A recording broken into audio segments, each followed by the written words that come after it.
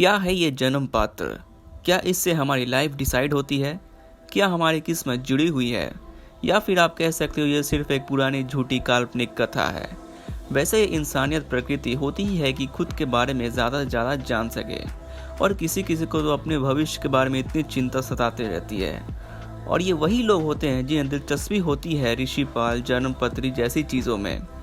बस यही समाप्ति नहीं है, कुछ लोग तो ऐसे भी होते हैं जो ग्रह नक्षत्र जैसे काम करता है उन पर रिसर्च करते हैं। और वो लोग कौन है? वो है हमारे एस्ट्रोलॉजर्स। दोस्तों, अब बात करते हैं कि ये हॉरोस्कोप जिसे हम जन्म कुंडली कहते हैं, ये क्या है, इसका काम क्या है। दोस्तों, जब भी कोई बच्चा जन्म लेता है उस समय जो ग्रह की स्थिति आसमान में होती है उसे अंकित किया जाता है। और at the time of birth के समय मार्स, सैटर्न, सूरज की क्या क्या पोजीशन थी उससे कुंडली को बनाया जाता है। और इसी चीज़ से कुछ एस्ट्रोलॉजर्स तो ये भी पता कर लेते हैं कि बच्चा आईआईटी में पास हो या फेल। इससे अलग अलग आंकड़े को जोड़कर निर्माण लगाया जाता है जिसे हम जन्म पात्र या कुंडली कहते हैं। ये प्रथा दोस्तों करीब 2000 साल से हमारे साथ चली आ रही है, और न केवल इंडिया में ही बल्कि दूसरे देश के लोग भी इसे मानते हैं। एस्ट्रोलॉजर्स का ये मानना है कि arrangement of stars and planet से इंसान का मूड, पर्सनैलिटी, सक्सेस, एनवायरनमेंट सब कुछ अफेक्ट करता है जिस समय उस इंसान का जन्म होता है। NSF जो दुनिया की सबसे बड़ी फाउंडेशन ऑर्गेनाइजेशन है, उनके टीम ने एक बार ये रिसर्च किया था कि एस्ट्रोलॉजी कितनी हद तक सच है और झूठ। उन्होंने ये देखने में पाया कि 100 में से केवल 33% थ्योरीज एक्सपेरिमेंट ये प्रूव करती है कि एस्ट्रोलॉजी वाकई में हमारे डेली लाइफ को अफेक्ट करता है। तो चलिए जानते हैं कुछ ऐसे ही बातें जो इंटरेस्टिंग और वियर्ड भी है। कुछ लोग हॉरोस्कोप को मानते हैं और कुछ लोग नहीं मानते हैं, और कुछ लोग ऐसे होते हैं जो कभी मानते हैं तो कभी नहीं मानते। दोस्तों, आज हम इस वीडियो में बात करने वाले हैं क्या सच में हॉरोस्कोप हमारी लाइफ को अफेक्ट करता है, या केवल एक मिथ एंड र्यूमर है जो हम विश्वास करते आ रहे हैं हजारों सालों से। बात करते हैं दोस्तों बॉडी मार्क्स के बारे में।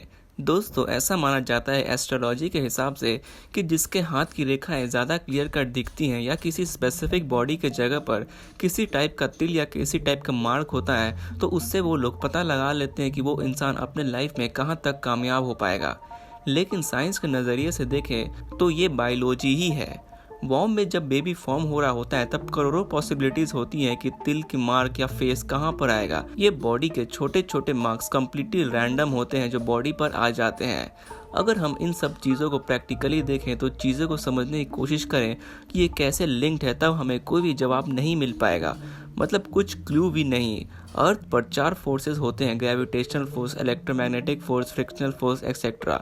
ये सारी चीज़ें, इंसान कब मरेगा और कब तक जिंदा रहेगा, ये कैसे कनेक्टेड है। अब बात करते हैं दोस्तों कि क्या सन एंड स्टार्स की अलाइनमेंट से एक नॉर्मल इंसान के लाइफ में इफेक्ट करता है या नहीं।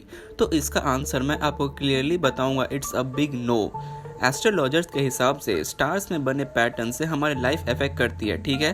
अब आप ये सोचो कि जो स्टार्स हमारे स्पेस में हैं, क्या वो उस जगह पर परमानेंट है।